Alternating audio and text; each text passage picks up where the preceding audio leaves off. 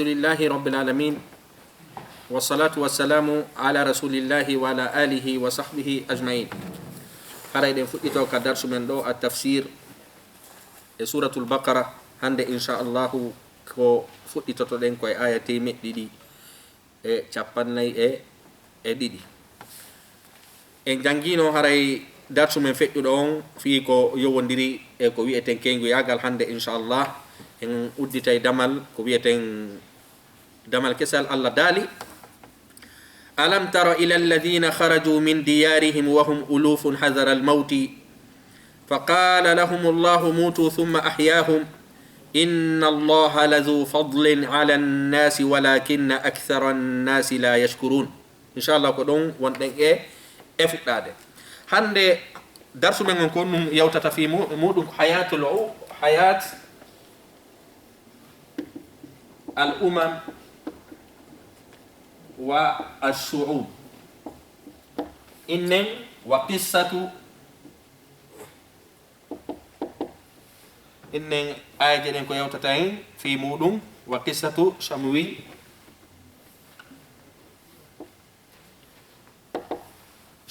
إن وطالوت.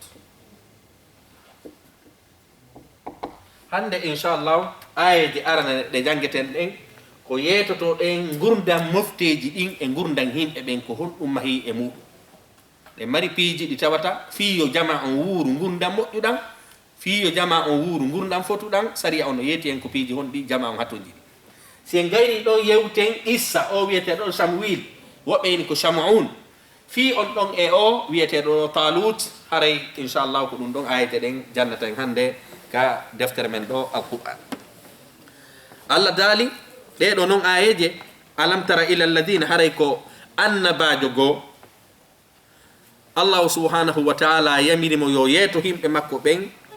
yoɓe darano ka dina yoɓe immoɓe haɓa fi ka dina no ka ñiiɓira ɓe asali nde tawde mayde no jillori muɗum daranagol dina no hatto jini doole daranagol dina no hatto jini jawle ɓe inni kamɓe ɓe mawɓa e pawle maɓɓe ɗen ɓe yalta e nder saare nden Allah no hoyni fi maɓɓe Allah hoyni fi maɓɓe joni ko ɗum fameten ɗo ɗeɗo ko e hoore ɓeɗo jippi ko nene ko ɓeɗo tum fanda wallahi na ɓeɗo tum fanda ko kala jogiiɗo sifa ɗi jikkuji ɗo jangen ɗe nanen ko ɗum Allah subhanahu wa ta'ala jantani en fi maɓɓe. Allah daali alam tara e a anda haray noon ko nulaɗo landaɗo si anda ma ɗum wonɗo wo wonɗo e a anda ila alladina faade ɓen haraju yaltuɓe min diyarihim ka galleji maɓɓe wahum tay alhaali maɓɓe ulufun ko ɓe guluji ɓe dogiri ɗum ɗon no hadara al mawti ka hulgol mayde ɓe yamira yo ɓe immo ɓe dartano dina Allah kan ɓe yamira yo ɓe immo ɓe innen a wondema jawle maɓɓe ɗen e doole maɓɓe ɗen yo ɓe immo ɓe darano dina Allah kan ɓe mawɓi pawle maɓɓe ɓe inni kamɓe ɓe watta ɗum sabu fi honɗum sabu daranagol pirudugol e ayɓe ɓen ɗettugol jawle muɗum wallitoro jawdi haray mayde noye muɗum perdinoye muɗum hande noon ɗum ɗon ɓe ala e tidade ko wiyete mayde ɓe ala e tidade ko wiyete sonja ɓe mawɓi pawle maɓɓe ɗen kamɓe e yimɓe maɓɓe ɓen ɓe dogirali noon tawi noon Allah subhanahu wa ta'ala hoyni ɓe ɗo inni kadi on ɗum ore ko ɓe dogi kon fof wahum uluf ko ɓe guluji yo guluji dogu seeɗaɓe ɗum ɗon ko on ɗum a jeeya ɗum koye nder jumniyagal jeeya ɗum ɗon no jeeya ɗum e wonugol feetuɗo ɗum ɗon no jeeya ɗum e wonugol ko wiyete kon taafe ko ɗum waɗi Allah subhanahu wa ta'ala hoyni ɓe ɗo inni o on andali fi ɓen himɓe yaltunoɓe ka ca e maɓɓe tawi ko ɓe guluji tawi kadi ko yaltiniɓe wona fi fuy si wona hadara al mawti hulugol mayde fa qala lahum llahu allahu subhanahu wa ta'ala dalani ɓe muutu maaye ɓe maayi ɓe dogi fi wata ɓe maayo Allah ɓe acci ha ɓe yalti wari ɓe hollugol ɓe awa angal si tawi woni daranagol dina mayde no nder to ma ko nande muɗum si on dogi dogugol moɗon ma ronkugol dogugol moɗon na ɗum warata ko Allah subhanahu wa ta'ala warata Allah non inni on dogi mayde joni mi wari yo hollugol ɓe honɗum hollugol ɓe wondema warugol ngol e wurnugol ngol wona haqqille ñaawata sabu kamɓe ko haqqille ɗo ɓe ñaawi si men daranike ka dina ɗo ha ayɓe ɓe ngari ha tawi men no gasa men mayira e muɗum no gasa jawle amen ɗen bonne no gasa cuuɗi amen ɗin ha sunne no gasa ɓe waɗi ɗin ɗon fof haqqillaji Allah inni hey Allah acci ha ɓe moɓi tum ɓe yi Allah waɗi ɓe fof inni ko ɗum wonɗon e dogude joni mi waɗi o ko mbo wawi yon immintinde hay e goto Allah daali ɗum muutu maaye joni no honɗum ɓe maayi be maayi on windaki do kono dum don no famini kandir aya ga alla dali mutu maaye be maayi thumma bay dum don fe'i ahyahum o wurniti be Allah subhanahu wa ta'ala ma wari be hangasi be maayi alla wurniti be alla non inna allaha pellet no alla la du fadlin ko jom bural ala nasi hore yimbe ben alla no jogi moƴƴereji no jonna himɓe ɓen ko falaf Allah sinni subhanahu wa ta'ala jonnima ko wiyete cellal jonnima tere timmuɗe jonnima peeji ɗin fof inni modi darano dina an kadi wata salo ɗum ɗon sabu Allah subhanahu wa ta'ala jonnima ɓural ko kanko woni jooma ɓural aya on kañum kadi ko ɗuma firti la zu fadlin Allah subhanahu wa ta'ala pellet ko o joom ɓural ko yetagol ma an o bani adama si Allah yamirima hunde wata sikkude hare nden hunde ko hunde lorrayde ma sabu ko kanko jogi ɓural ko kanko jogi piiji ɗin fof kanko non jogiiɗo piiji ɗin fof jogi ɓural on fof so yamirima hunde harayɗa duwa ɗoftade harayɗa hani ɗoftade lazu fadlin ko jom ɓural ala nnasi hoore yimɓe ɓen walakinna akthara nnasi kono buy e yimɓe ɓen la yashkuruna ɓe jarnata buy e himɓe ɓen ɓe darata allahu subhanahu wa ta'ala nemaji ɗi jonni ɓe ɗi nema gite nema hunduko nema ñiiƴe nema timmotere nema margol haqqille nema innen jiidagol nema ɓeyngu nema ɓiɓɓe nemaji ɗin wa in taudu nicmatallahi la tusuha so inni on limay nemaji allah ɗin on watadi limude fof kono allah inni hey ko seeɗaɓe moɗon hiltoto jarnanmin ko ɓuri ɗuɗude kon fof honnum ɓe jarnata ɓe innayi ko haqqille maɓɓe ɗen ɓe gollitiri fi heɓugol nden moƴƴere ɓeyna ɓe jogaki moƴƴere nde ɓeyna ɓen ɗon ko komoɓe ɓen ɗon wawata ko wiyete inne ɗaɓɓere ɓen ɗon wawata ko wiyete waɗo business ɓen ɗon wawata allah subhanahu wa ta'ala inni haray ko min inni annabajo on yo yamir on fi wallugol ka dina doguɗon fi wata on maayo mi wari on mi immintini on kadi haray mi andini on kadi ko min woni jooma ɓural siɗon faala wonde yimɓe tedduɓe siɗon faala wonde janggo goɗɗum siɗon kala ko faala ɗon fewtelan sabu ko min jogii jooma ɓural allah noon inni kono bani adama on buy e heewɓe ɓe ɓe jarnata allahu subhanahu wa ta'ala allah noon dali on wa qatilu haɓe fi sabilillahi e laawol allah ngol wa'lamu andon anna allaha pelletno allah sami on ko nanowo alimun anduɗo bimana allah subhanahu wa ta'ala ɗo yamiri on ɗum ko ɗo ɗumanni ɗen ennuɗe hayati al umam wa shu'ub nde tawde wallitagol dina kam no hato jini jawdi no hato jini doole no hato jini pehe no hato jini daranagol no hato jini worɓe no hato jini rewɓe ɗum ɗon ko ɗum waɗi sari on inni wondema haray fiyon wuuru gurdan fotuɗan hayatel umam wa shu'ub fiyon wuuru gurdan labaɗan ko beytun darano ɗon dina neɗɗo mo daranta ko dina allah inni kala mo daranta ko dina makko kan haray o wurata gunda moƴƴa fi honno sabu ko wonɗa e heɓude wo siɗa ande ñande mayɗa wo ko jahannama fokkotuɗa ko gurɗan haray moƴƴa gonɗa joguiɗa so tawi woni ka waaja wo a innayi pellet ko mi yewta ko fewno ɗo ni ko ni mi fewdori mi ronku tubugol ko ɗum allah subhanahu wa ta'ala jippini ɗe ayaje ɗo inni honɗum haray ennuɗen ko ɗe woni e yewtade ko hayatu al umami wa shu'ub haray ko gurdan mofteji e ko wiyete peuple ji konte shu'ub mi ana himɓe allah subhanahu wa ta'ala ɗo noon e daali o inni wa qatilu haɓe fi sabilillahi lawol allah ngo bimana onon ɓe jooɗiɓe dogi fiwata wallito dina allah kan dogi fiwata maayu allah inni mi wari on noon joni mi immintini on ko ɓuri on moƴƴande ko ɗum ko immo darana ɗon dina allah kan e ni noon daranagol dina allah kan no mari laawi buy ɗino wawi ma lawol buy jawdi ma ndin cellal ma ngal innen wondema coñci ma ɗin jikku ma on ɗum ɗon fop no natori on ɗum e no natori e daranagol dina allah kan o allah no ini wa'lamu ande anallaha no allah sami'un himo nande ko wonɗon e wowlude si tawi woni ɗon darani dina allah kan alimun kadi mo humpiti si tawi woni ɗon darani dina allah kan kono ene daranagol dina allah kan no haton jini e jawdi haton jini no haton jini yimɓe no haton jini e piiji buy ko ɗum allah daali on ɗum man dha alladhi ko hombo woni on yuqridu llaha mono ñawla allah mono luɓa allah kardan ñamande hasanan moƴƴude nde tawde daranagol dina allah kan no haton jini on ɗum no haton jini gandal no haton jini himɓe no haton jini jawdi allah subhanahu wa ta'ala ɗo no rerɗini julɓe ɓen fi daranagol dina allah kan kadi wona wowlugol tun haray no haton jini on ɗum jawdi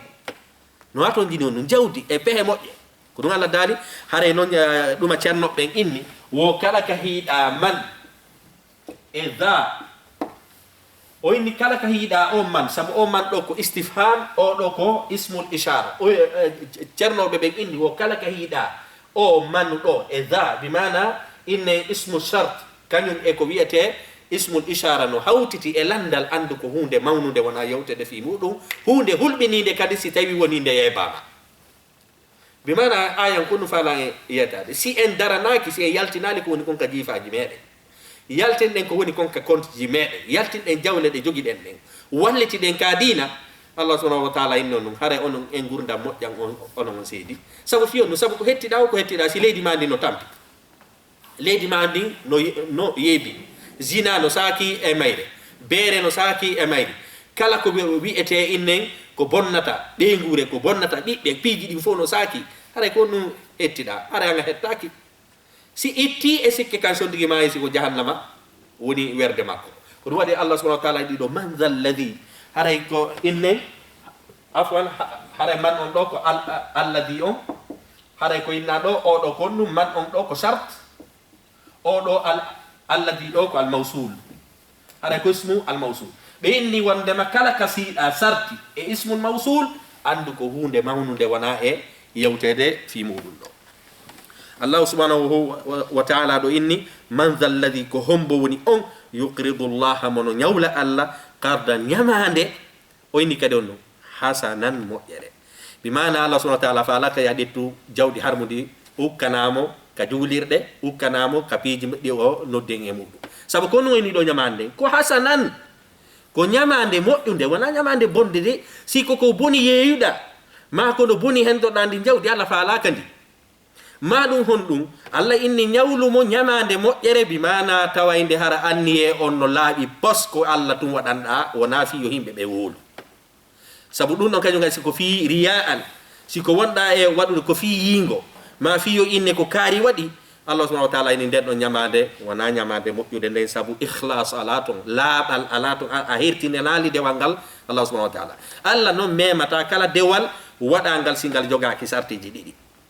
sarti ngal ko honɗum ko taw hara ko Allah tum waɗanɗangal ɗiɗaɓum ɗum waɗira kadi no sariya on yamiriri noon ko wiyete al ikhlasu wal mutabaa waɗira kadi no sariya ɗuman ko ɗin ɗon ɗiɗi hawtiti ɗo ni on qardan ñamande nde waɗa taqyid hasanan moƴƴude tawayde ko nde yarude e ikhlas tawata kadi hara koko dagi wallitorɗa dina kam ene ndi noon jawdi ndi jogiɗen ko enen jeyndi wallahi na enen jeyi ko Allah subhanahu wa ta'ala jonni en ndi halfini en ndi jalakum mustakhlafina fi Allah subhanahu wa ta'ala innon o halfini en ndi jawdi kono hoore ko halfini di kon o innuma ɗo honnum ko hombo e yimɓe ɓen ɓettata ndi jawdi luɓa mo tata ko jawdi dagindi ɗum ɗo fof ko ɗum ko rerɗingol bani adama on wota o rew mbuuɗi wota o rew wata mbuuɗi sakko mo hewtogol kal janna sabu sa ɗetti jawdi ma ndi a luɓi Allah a ɗetti jawdi ma ndi a ñawli Allah hare nde ñamande ɗon wata sikki to few sa hettayde ka sa hettata sabu ko jeyɗo on ko kanko halfinɗa ko jeyɗo on tigiri ko kanko halfinɗa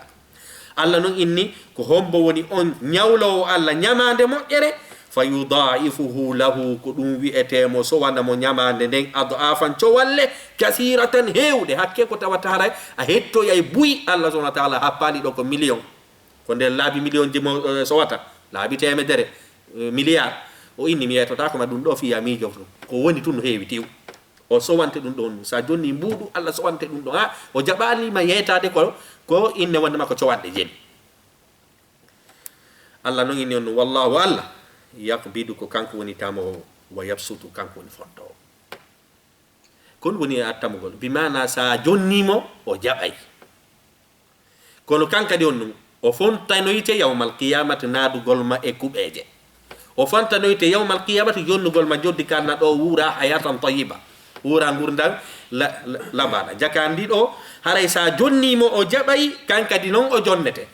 yaqbidu wa yabsut ma ɗum o hon ɗum yaqbidu ko kanko woni hon ɗum ko kanko woni innen wondema arsi ko innen ɓittinanowo wa yabsutu kanko woni newinanowo bimana woɓɓe hon ɗum woɓɓe kañum ala woɓɓe no hon ɗum ko milliardaire ɓe woɓɓe no woodi ala ko ñaama woɓɓe no woodi ɓe ronko andude jawle maɓɓe ɗen ko hon ɗum ɓe waɗata ɗe sabu fiyon ni sabu Allah subhanahu wa ta'ala kanko woni yaqbidu wa yabsut ceernoɓe goo inni ko ɗum firti yaqbidu wa yabsud bimana ko kanko tamata ɓerɗe jama on ɓerɗe goo no woodi ɗe yiɗa waɗugol ko moƴƴi ɓerɗe goo no woodi on ɗum ko fontanaɗe waɗugol ko moƴƴi tata ko moƴƴi wowlete tun fi muɗum ɓerɗe maɓɓe ɗe jiña waɗugol ɗon tigi ɗum noon kadi koye jungo hombo woni allah subhanahu wa taala allah noon inni on ɗum ko kanko sifori ɗum ɗon joni noon ko fiyon ɗum allah subhanahu wa taala jantani en ɗo wondema ko kanko fontata ko kanko jonnata ko kanko kadi okkata ko kanko innen jogitoto ko kanko innen ronkata jonnudema ko kanko kadi jonnete allah faalama yetade ka aya ɗo sabu ɓay o yeeti ken fi ñamande o hikkini ɗo oɗo aya o inni ɗette jawle mon ɗen ko hombo e moɗo ñawlatan mi ñamande moƴƴere mi jonnoyamo cowalle o inni noon haray kadi noon ko min arsikata ko min ronkata arsikude ko yetagol ma an o bani adama ta salo jentagol nde yewtere ta salo gollitirgol nde yewtere sabu nde tawde ko kanko arsikata ko kanko haɗata ko kanko weeɓinante ko kanko ɓittinante ko honɗum hulata ɗettugol jawdi ma ndi jonnamo si tawi woni ko kanko halfinma enen ɗo fof si goɗɗo halfinima innen dolle mbuɗi wari on landike ma 1 franc an a salotomo jonnude a salota ko sabu ɗa joganimo buyi bimana ɗo alquran on ko falayno ko onon yo bani adama haɗa mi jarribi on tun innugol yon wallito ka dina mi jarribi on tun yo ɗumanno sabu ko min tigui woni on e arsukude konko jogiɗon ɗon ko min kadi ɓittinanta on e konko jogiɗon ɗon haray si tawi woni hiɗon mari haqqil haray hiltite gollitiron nde yewtere nde tawde ko yamirɗo on wondema ko kanko arsikata ko kanko haɗata haray ɗon hani ɗoftade nde ɗo yewtere allah noon inni si ɗum ɗon feƴƴi fof wa ilayhi turjauna kaka makko ruttoto ɗon o ruttoda e ndi jawdi mon ɗon o lando on son daranino ndi fi diina ka o ronkuno daranagol ndi fi diina haray kaka makko hoto toon wonaga goɗɗo go sa ƴetti ɗo jawdi ma ndi fof a fuusu fasanike ko allah añi e hoorele allah subahana wa taala ko an o halfini jawdi ndi yawmal qiyamati hiɗen andi ko jawdi ndi tun landete lande ɗiɗi ko honno heɓirɗa ndi e ko honto naduɗa ndi ko honto finance uɗa ndi e allah subahana wa taala jantanike en ɗo inni wondema siɗen faala wurugol gurdam fotuɗan e daranto dinallah kan ara noon daranagol dinallah kan no hatto jini jawdi o inni en kadi tan hulu sakkagol ngol sabu ko innuɗo on yen wallu dina kan ko on kadi wallitoto en joni noon allah no sifanade en kadi fi mofte go'o allah daali awalam tara ila almala'i min bani israil ahi ali ɓen hooreɓe ko inete almala ko hebbinayɓe gite ɓen hebbinayɓe on gite hebbinayɓe gite kañum e ko wiyete fondo sinnama hande ɗo innen ɓurɗo teddude on fof si ɓen ɗo jooɗike tawama e nokkure ɓen ɗo inete almala ko min nana almala sabu ɓe hebbinayi ɓerɗe yimɓe ɓen ɓe hebbinayi innen wondema gite yimɓe ɓen sabu si innama ɗo innen fop hewtiɗo haygo chef de l'état on hewtiɗo kombo hande kadi ɗum aray nden jonde ɗon tiiɗinama ɓen ɗo inete almala a hi'ali hooreɓe jeeyaɓe min bani israila jeeyaɓe e bani israil koɓe min baadi moussa ɓaw annabi moussa id qala li nabiyin lahum andutu tumande ɓe wi'anno annabajo maɓɓe ib'ath lana malikan imminan men ko ɗum wiyete ara waɗan men ko wiyete kon lanɗo nuqatilu fi sabilillahi min haɓa e lawol allah ngol ɓeɗo kañum kadi kon ɗum woni qissa maɓɓe ɓeɗo kañum kadi ko himɓe ɓe tawata woɓɓe ari waɗi ɓe jaggu yaltini ɓe cae maɓɓe ɗin fof nangi ɓiɓɓe maɓɓe ɓen fof watti inne wondema horɓe joni noon ɓe ari e annabajo maɓɓe goo alquran on jaɓali e yetagol ko annabajo hombo haray noon se hoti ka tafsirje annabaɓe buyno linta fi muɗum no jeeya e lintaɗo on e annabajo men teɗo Samuil woɓɓe goo inni ko Shamun inne waddama Shamun woɓɓe ko noon o innete kono ko innete ɗum ɗo en ala dalil fil kitabi wa sunna en hattay ka alquran on hatti ɗon mi mana alquran on yeytaki e gonɗum inde on annabajo ɗon ko andete wondema annabajo inne wondema imminama woɓɓe yeehi inne wondema imminama e ɓeeɗo honno noon o innete tabiti ka tarika kono tabitade fil kitabi wa sunna e hadisa selluɗi ko ɗum waɗi ɗaɓɓutugol ko honno ɓeeɗo on ɗon annabajo o innete la yusminu wala yugni min jour ɗum ɗon haray alday ko wiyete nafa alam tara e a hiyali kadi ilal mala ifade ɗen mofte min bani israila e hooreɓe bani israil koɓe min baadi moussa ɓawa annabi moussa id qalu li nabiyin lahum jentotumande ɓe wi anno annabajo mabbe on ib aslana malikan haray nulam men ko duyete lando wadan men lando nuqatilu men haba fi sabilillahi ila wal allangol qala annabajo jaabibe ndaren do ko be do yek annabajo on inni addam men alla lando jonno lando mabbe fandi do on ko addam men horejo cokko bi mana wada men amir bebe ni annabajo meden faala yawde no pirida e aybe be meden faala non bay menen do ya dabba men horejo hikkoto do yeso qala annabajo jaabibe hal asaytum ene battike in kutiba alaykumul qital si hare den farlama e modon Allah tuqatilu nde on habata hakiko tawta o annabajo do no humpitino be do o inni ene battike yo Allah farlu ko wiete kon gere den hore modon ronko yawde hakiko tawta mo humpiti himbe makko ben himo andi himbe makko ben ko woni wolde kon nyande Allah subhanahu wa ta'ala falli hare e mabbe wo buyi e mabbe saloto kadi ko dum o inni sabu do hal asaytum asa do ko bimana honno ko bimana ene battike sabu annabajo on humpitino himbe mumbe buyi jaboyta wonni innen hal asaytum ene battike in kutiba alaykumul qitalu si hare den farlama e modon Allah tuqatilu nde on habata qalu be wi wama lana alla nuqatil ko hondum hadata men haramen habali fi sabilillahi fi wallitagol dinna Allah kan wa qad ukhrijna alhali amen men yaltinama min diyarina ka galleji amen wa abnaina kanyum e bibbe amen ben do ndaren ko honno be yewtiri annabajon inni mi sikkitum battike yo Allah subhanahu wa ta'ala farlan on gere ronko yawde sabu himo humpiti himbe makko be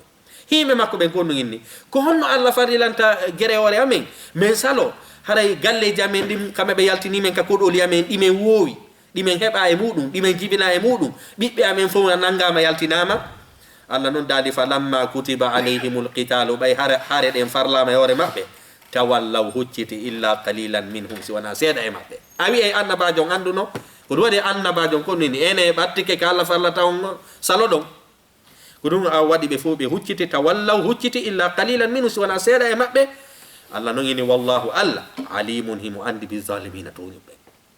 himu andi arabe inna be min on nyande mebi dum do wo nyande mebi kaydi wo hondum inshallah mi hote ka julirde mi adun dum akuru karara nyande mewto e erap wo mi hore balde tati nyande mo wadi dum do wo nyande mebi kaydi wo mi hore balde tati Allah ini mo humpiti hey nyande hebuda he mo ande sa pallita ka sa pallitata mo humpiti be do kanyum kadi ko dum don inni Allah subhanahu wa ta'ala jippina men gere dabbana men horejo be yaha men pirida e ay be amen ben parce que kambe be yaltini men ka kodoli amen be jatti men dum do men darano dina Allah kan Allah non farlo be tu be ucciti be ni mayde no ton dum no ton hande kanyum kadi ko même chose hide mari himbe wadana be sartuji sa wadani lan dum do Allah mi wada dum do sa wadana hide mari buyi si tay woni ka bayanaji maka duma maka yewtire jadina harami do tori duaw fi kaydi mi do tori duaw fi golle mi do tori duaw fi jombere mi do tori nyande Allah jabinani mo ananata few wobbe akkita yaade ande gadi few ka dina wolte fi mudu mo humpiti fu Allah no humpiti dum wa qala lahum nabiyuhum annabaju mabbe on wi anibe inna Allah tabitinu Allah qad ba'atha lakum taluta haray o imminani on taluta malikan o wadi on don horejo ndaren do kanyum kadi onnu taluta ko jeyaado e der bani Israil kono o jeyaka e leñol ka annaba ben iwri don bi wala odo ko tanirawo inne bunyamin e hande ka isa annabi Yusuf o jeyaka e ka inne wonde ma annaba ben o jeyaka kadi e tanirabe annaba ben o jeyaka e suudu annabanka ko yaganda o jeyaka kadi e marbe jawdi be jonnon baybe ari landike annabajo mum on meden faala ya dabban men horejo fiyo men yawmen haba din Allah kan Allah non inni on annabajo yawyeto daabe ko kaari mo be andi on ko wonata hore mabbe ndaren non hande kadi ko fewndi kon hande si goto sortama do hakkunde meden innama ko do lamoto en est ce que en jabay be do kanyum kadi ko don fewndi no ko jalano be falano mi mana kambe ko teddudo be faala jogiido jawdi hara ko hikkoto yeso mabbe hara ko be fotidi jono Allah subhanahu wa ta'ala jarribi be odo annabajo inni inna Allah no Allah qad ba'atha lakum haray o wadani on bimana o immini e moɗon taluta malikan horejo. qalu ɓe wi'i anna yakunu lahu lmulku, ko honno o latannortomo laamu alayna e hoore amen, ko fi wonnum o lamanto men joni min wakkilaki. nane hari ko kamɓe woni landade annabajo on, kono ɓay tun annabajo on yeetike ɓe haray ko oɗo hikkantoɓe yeeso tawi ko neɗɗo moɓe andi neɗɗo hede gande boyi kañum kadi so tawi woni anga yeetike ɓe saria ko ɗum ɓeynata ko o yetotolan kerena hanki o fuɗɗi juulude, kerena hanki wacciti fimugol, kerena hanki wacciti yaɗugol. min ko goɗɗo go yettolan fi dina ina an a faami kaka ɓeeɗo kañum kadi a ko ɗum yewti ɗo ma kere mi anda ñande ko inne wondema woɓɓe ko ninata ko pay kun tawata ko menen toroyi yumma makko ko ngari e yetagol men ɗo fi haramun halalun. ɗum ɗon fof kañum kadi no woodi ɓeeɗo kañum kadi ko ɗum ɓeyni anna bimana kayfa, haray ko honno yakunu lahu lmulk, laamu wonanta o alayna e hoore amen, wa nahnu no menen ahaqqu bilmulki ɓuri handude fi laamu minhu edi o.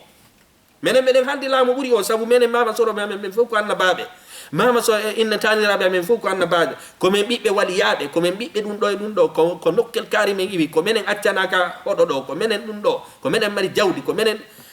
ɓe fuɗɗi joni noon ahaqqu bil mulki minu ɓeyni ko menen handi e laamu ɓuri oɗo. walam yu'ta ɗo kadi ɓe waɗi talim ɓeyni ko fi non honɗum walam yu'ta o okkaka sa'atan yaajede min almali jawdi, o ala jawdi, kono o laamorto men o ko menen ittintama kooƴe ɗo menen soƴƴinirtamo ganen ma. kala annabajo on jaabi himɓe mum ɓen inna allaha pellatno allah istafahu, allah de suɓike o dey o yo suɓike on bo taluta aleykum e hoore moɗon, ko allah suɓimo ɓeya kañum ko numijino ka hoore fiya laamu ko ɓe tawata hara hiɗa mari damme hiɗa mari jawdi. allah noon kañum inni e bonnitinno noon laamu ko gaynowo, laamu na lasli darete, laamu ko gaynowo duncowo, laamu ko anduɗo fi muɗum ha jonnete. hande noon ko ɗum wonɗen e hiide se ini kaari no yalta nden a laamu konto mo jeeya ko nokkel kaari o menen ɓen laamota ko men kaari no yalti laamu ene ko konto ɓe jeeya ko e leñol kaari on laamota ko men bimana en ala e ndarude ene oɗo no jogii cemme fi laamugol, himo andi fi laamu, himo ko neɗɗo gaynowo, ɗum ɗon en ala ene ndarude ko wonɗen e ndarde ko honto o iwi, ko honɗum o jogii e ko honɗum ɗuma. maɗum innala ɓeɗo wona himɓe fulɓe ɓenni, ɓeɗo laamotaki on no fof no wolede ɓeɗo kañum kadi a ko ɗum haaɗi. walam yu'ta sa'atan min almal, o jonnaka yaajede jawdi. qala annabajo maɓɓe on inni inna allaha pelletno allah istafahu aleykum, allahu subhanahu wa taala suɓike mo hoore moɗon, wa zadahu o ɓeydani o taluta bastatan ko ɗum wiyete doole, o ɓeydanimo kadi yaajede fil ilmi e gandal, wal jismi e cembe e jogagol e cembe. bimana allah subhanahu wa taala no jonnimo gandal, allah subhanahu wa taala no jonnimo doole. si jaka en andi ɗo laamagol ngol allah subhanahu wa taala yiyete en ɗo goɗɗo ko laamorto ko piiji ɗiɗi, ko taw hara himo andi fi muɗum tawata kañum kadi hara himo jogii ko yiyete cellal. na yo taw hara ko jannguɗa kadi si tawi woni quoi handicapé jo maɗum innen hara ko ɗuma bunɗo ma ko nande muɗum saria on jonni ɗo piide ɗiɗi inni ko ɗe ɗo daaroton fi lammingol goɗɗo, ko taw hara mo jogii gandal fi muɗum tawa kañum kadi honɗum himo jogii doole. sabu ida wawi jogade gandal kono tawata ka décision ji ɗin ɗettete ɗon, innen ka piiji ɗin ɗettete ɗon fi leydi ndin tawa anga jogaki ngol ɗon beelol.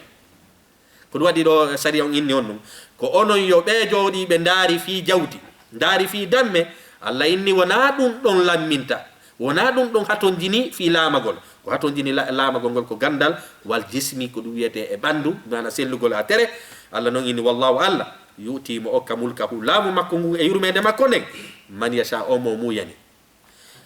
wallahu allah waasi um ko yaajuɗo gandal, alimun kañum kadi ko anduɗo. illa noon honɗum wa qala lahum nabiyuhum anna jonno ha ɗo ɓeya jaɓali, ha ɗo nu ɓeya jaɓali oya taluta laamu ɓe. joni noon wa qala lahum nabiyuhum annabajo maɓɓe on yeetiɓe inna ayata mulkihi haray maade laamu makko ngu joni ɓay onon on jaɓali yo laamu on allah subhanahu wa taala nulilan inni wondema seede ko allah subhanahu wa taala suɓimo, allah inni addana en ko wiyete mu'jiza, addana ko wiyete kawa kuye. inna ayata mulkihi haray maade laamagol makko ngol, laamu makko ngu an ya'tiyakum tabutu koyo kankirawal ma kankiran hum koyo kun aru fihi harano e nder makkum sakinatun deƴere yurmede Allah nde mi mana kun kankiran ɗo janguɓe ɓen inni woko e kun ɗo annabi Musa yolano koye kun ɗo annabi Musa yuma maɓɓe tumbunoɓe yooli joni noon kun ɗon noon e nder koɓe dogata kon ayɓe maɓɓe ɓen kankiran hum ko majjirino ɓe sabu ko kankiran hum kon ɗum kumɓe a teddini sabu ko kankiran annabi Musa annabaɓe buyi ronidiri joni noon kun ko majjirino ɓe gilala hooreɓe maɓɓe ɓe no maapi honno ɓe hittirta kon joni noon Allah oɗo annabajo ni Allah yeeti kelan seede muɗum ko kanko lammini Taluta yore moɗon e hoore ko wonɗon mo e hoynude kon e hoore ko wonɗon darde damme makko ɗen kon e hoore ko wonɗon daro ko adden tampuɗo kono himo jogi gandal himo jogi cembe himo andi fi laamu seede ko Allah woni mo e lamminde yore moɗon kun kankiran hum malaika jippinay kun tawanno e nder makkum ton piiji ɗi annabi Musa jogino ɗin fof tuggordu maɓɓe ndu piiji maɓɓe ɗin fof ton ina seede sabu kun kesum ɗon on akkitino humpitagol fi makku ko ɗum waɗi Allah subhanahu wa ta'ala ɗo en nonnu wo inna ayata mulkihi made laamu makku ngun an yatiyakum tabut koyo kankiran kun aru fihi tawatano e nder makkum sakinatun deƴere min rabbikum immorde e jomum wa baqiyatun e ko heddi mimma taraka e ko accuno alu Musa himɓe annabi Musa ɓe wa alu Haruna himɓe annabi Haruna tawata kun kesum ɗon kadi ko ɗum tahmiluhul malaikata ko malaika rondi ko woni onon hiyata onon on hiyata malaika ɓen kono a yiya tun kesum kun aray ha kun tawa tata ɗin piiji ɗon fof no nder ton piiji annabi Musa ɗin piiji annabi Haruna ɗin piiji himɓe annabi Musa ɗin piiji annabi Haruna ɗum ɗon fof jippoto hi on onon ɗon tigiri honto noon ko jippoto eni kaka Taluta moɓe inni on kon ɗon a laamoto on ɗum ɗo fof ko fiyoɓe jaɓu aden fof ɗo gaynowo laamu aden anduɗo jogiiɗo gandal muɗum ko ɗum lore enen kadi ko ɗum ala lore goɗɗo si tawi woni ko jannguɗa ko ɗum anniɗa o haray ko sortaɓe ko ɗen ɓuri ɗuɗo hay si tawi woni anga gayne Allah noon inni on ɗum kun ɗo noon kesum hinafi kadi ko himɓe rondoto kun sakko in noon ko haldigal la tahmiluhul malaika ko malaika ɓen kadi rondoto kun adda Allah noon daali on tuma noon kesum kun ari GPS o maɓɓe piiji ɗin fof ɓe yiidi ala nder ton hande kadi ɓe inni ɗo on min howlike few joni omin jaɓoyo o fofuɗo ɗo omo min teddinaka ɗo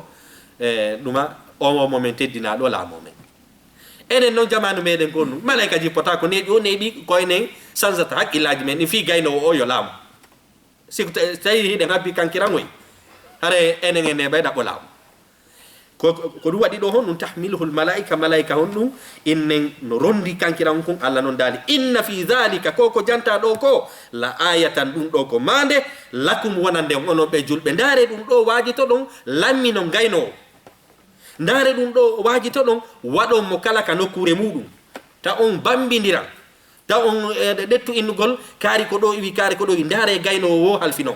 sabu Allah subhanahu wa ta'ala ni inna fi dhalika la ayatan lakum ɗum ɗo ko mande wona nden in kuntum si tawi ɗo woni on laatike mu'minina ko gomɗinɓe haray waajitore ɗum ɗo andon wondema pellet innen ko gaynowo halfinte anduɗo fi muɗum jogiiɗo doole joni noon enen hiiɗo